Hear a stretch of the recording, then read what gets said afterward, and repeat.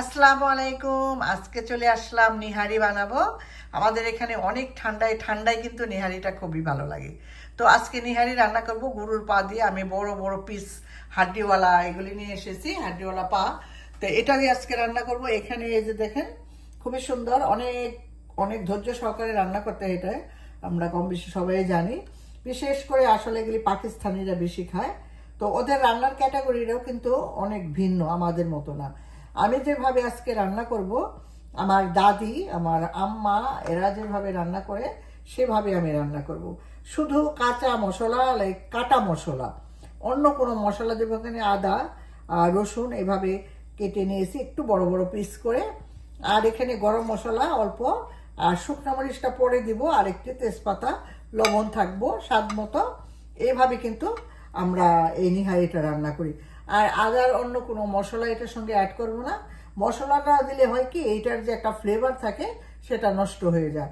আমি আমার দাদি বা মার কাছে যেভাবে দেখেছি, ওরা যেভাবে রান্না করে সেভাবেই রান্না করব, কিন্তু খেতে কিন্তু ভীষণ মজা হয়। তাহলে চলেন আমি দেখিয়ে দেই আপনাদের কিভাবে রান্না করব। সিম্পল, ভেরি, অনেক সিম্পল, অনেক। আমি আজকে এই হাঁড়িটা রান্না করবো। এটা একদম প্রেশার কুকারের মতো, অনেক সময় লাগে এই হাঁড়ি রান্না করতে। আমি আগে পানি না, প্রথমে এটা দিয়ে দিলাম। আসলে আমি ভুল বলেছি, পানিও দেওয়া যায় প্রথমে। পানিটা দিলে আবার হাতে সেটে আসবে। আমি একটা গরম পানি নিয়েছি, একদম বয়েল, তো দিয়ে দিলাম। আর এখানে একদম বয়েল পানি দিয়ে দিলাম। পানি কিন্তু অনেক পানি লাগে। আমি পুরো এক হাঁড়ি পানি দিয়ে দিব।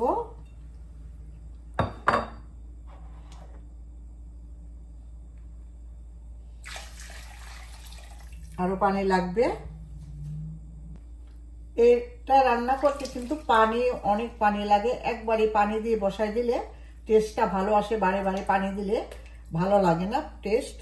তো যাই হোক, আমি পানি দিয়ে দিলাম। এখন আমি এই মশলাগুলো দিয়ে দিব। এখানে আদা রসুন কাটা আর লবণ পরিমাণ মতো দিলাম। লবণ কিন্তু একবারে এখন বেশি দেওয়া যাবে না, পানি কমে যাবে, লবণটা তারপর বেশি হয়ে যাবে।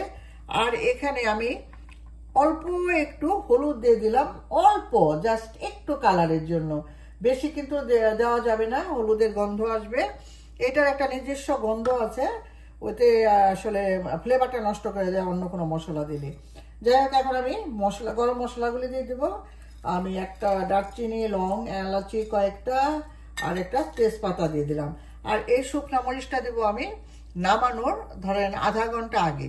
এখন দিয়ে দিলে ঝাল হয়ে যাবে, মরিচটা গলে যাবে, তো এখন দেওয়া যাবে না। চুলার আঁচটা আমি অন করে দিলাম হাই হিটে। আমি এটাকে বলক আনাবো, তারপরে মিডিয়াম আঁচে এটাকে বসিয়ে রাখবো। লাইক 2 ঘন্টা বা 3 ঘন্টা, যতক্ষণ লাগে আর কি। চুলা বন্ধ করা যাবে না। আমি শোয়ার আগ পর্যন্ত, রাত্রে শোয়ার আগ পর্যন্ত এটাকে কুক করতে থাকবো। সম্পূর্ণ যখন ডান হয়ে যায়, অলমোস্ট হয়ে আসছে যখন, তখন আবার আপনাদের সঙ্গে আমি শেয়ার করব। এখন আমি ঢাকনাটা ঢেকে দিলাম। আর চুলার আঁচটা কিন্তু একদম হাই। এখন 5 ঘন্টা আমি এটাকে কুক করলাম, একদম 5 ঘন্টা লেগেছে। দেখেন এখন একদম অলমোস্ট হয়ে আসছে। এই মুহূর্তে আমি শুকনো মরিচ দিয়ে দিব ঝালের জন্য একটু। যদি আপনারা পছন্দ করেন তো দিবেন, আর যদি পছন্দ না করেন তো দিবেন না, কিন্তু একটু ঝাল তো ভালোই লাগে, তাই না? তো যার জন্য আমি আগে দিই নেই, গলে যাবে, বেশি ঝাল লাগবে। এই পর্যায়ে দিয়ে দিলাম। থিকনেসটা ঠিক আছে। আমি আরো 10 মিনিট একে বয়েল করব। এটা কিন্তু যত বয়েল করবেন তত এই যে হাড়ের ভিতরে যে থাকে এগুলি সব বের হয়ে যায়। আর এই পানিটা আস্তে আস্তে ঠিক হয়, তখন খেতে কিন্তু ভালো লাগে। এই যেগুলি সব বের হয়ে গেছে ভিতরের যে আছে, আর এই যে এগুলি যে আছে মাংসের মতো যেগুলি, এগুলোও একদম গলে গিয়েছে। আমি আরো 10 মিনিট, মরিচটা একটু হবে, নরম হবে, তারপর আমি চুলাটা বন্ধ করে দেবো। আরেকটি কথা, আমি কিন্তু এখানে তেল দিইনি। তেল দিতে হবে না, অলরেডি এখানে অনেক তেল। আর তেল দিলে ভালো লাগবে না। এখানে তেল দিলে আসলে তেল দেয় না, আমি জানি যেটা। আমি প্রথমে বলেছি, আমার মা, আমার দাদি এরা তেল দিত না। তো ওইভাবে আমি রান্না করলাম। অনেকে আবার বাগার দেয়, রান্না হওয়ার পরে বাগার দেয়। আমি কিন্তু সেটাও করব না, বাগারও দিব না। এভাবে আমি রান্না করি। এই যে থিকনেসটা দেখেন, আরো ঠিক হবে। আরো 10 মিনিট আমি এটাকে রান্না করব।